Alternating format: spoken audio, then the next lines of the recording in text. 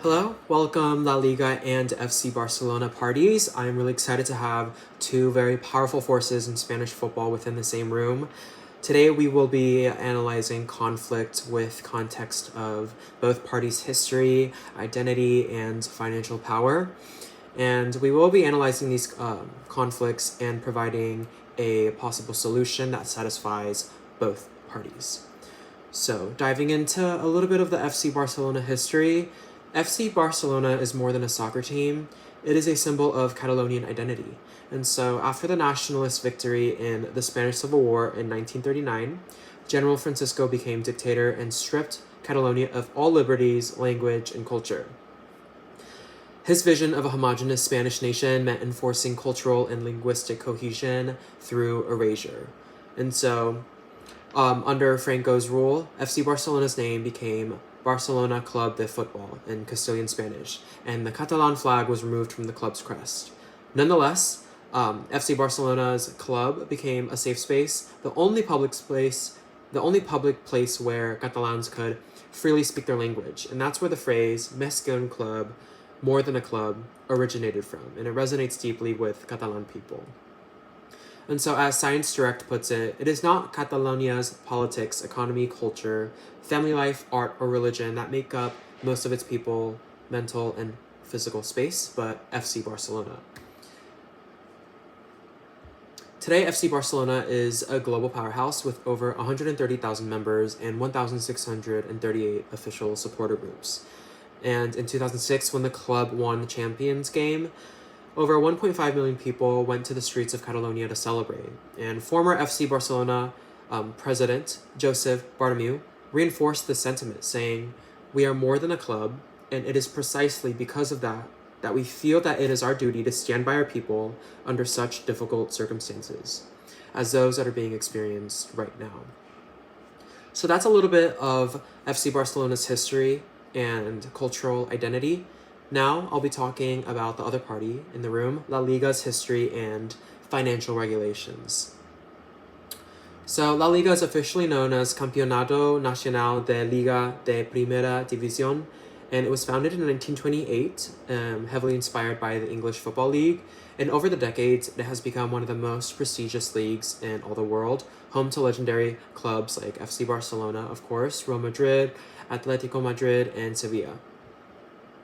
And so during Franco's rule, Real Madrid really benefited from it. They experienced heavy state investment as it was a symbol of national unity, while FC Barcelona was a symbol of Catalonian resistance and independence.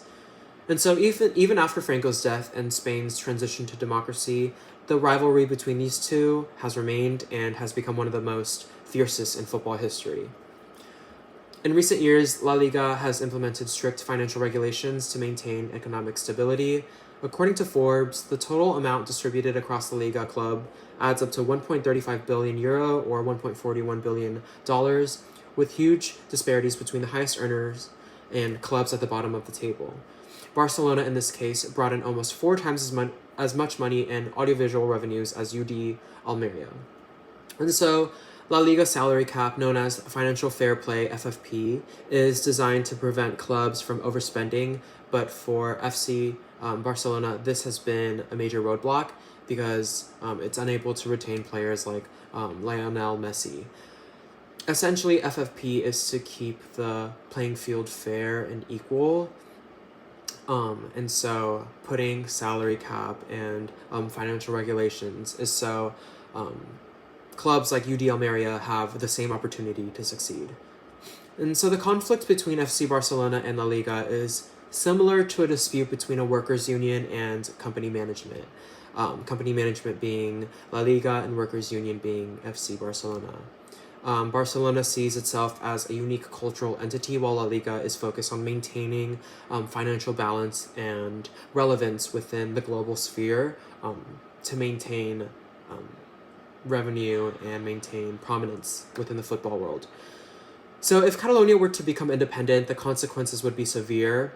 According to The Independent, Gerard Figueres has insisted that should the region secure independence, then all the Catalan teams in La Liga would have to decide what league they wanted to play in, meaning Barcelona, Espanyol, and Girona would end up in England, France, or even Italy.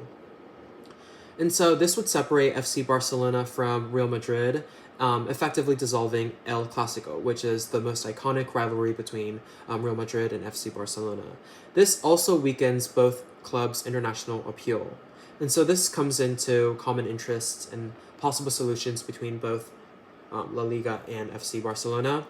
Despite both of your party's differences, you guys do share common goals, and one of them is maintaining global prominence of Spanish football. Without this prominence, you would not be getting the sponsorships, you would not be getting the revenue, and you would not be getting the cult following that supports all that you do. You guys also both benefit from competition against strengthening condition against rising ESL, European Star League, Super League.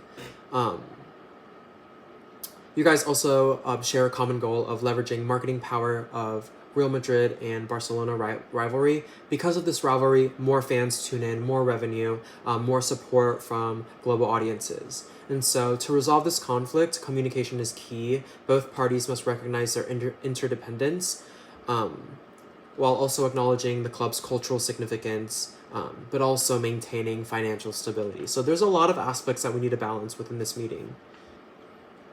So my negotiation strategy is integrative bargaining, a win-win approach. So La Liga can enforce financial regulations while allowing flexibility through sponsorship deals to help clubs retain top players. FC Barcelona can work with FFP guidelines while maintaining its cultural identity and unique role in Spanish football. The Spanish government and La Liga should work with Catalonia to acknowledge past oppression and implement cultural inclusivity measures. And so this issue is very complex, shaped by history, culture, and economics, but working together, both entities can continue to thrive while preserving what makes Spanish football so special.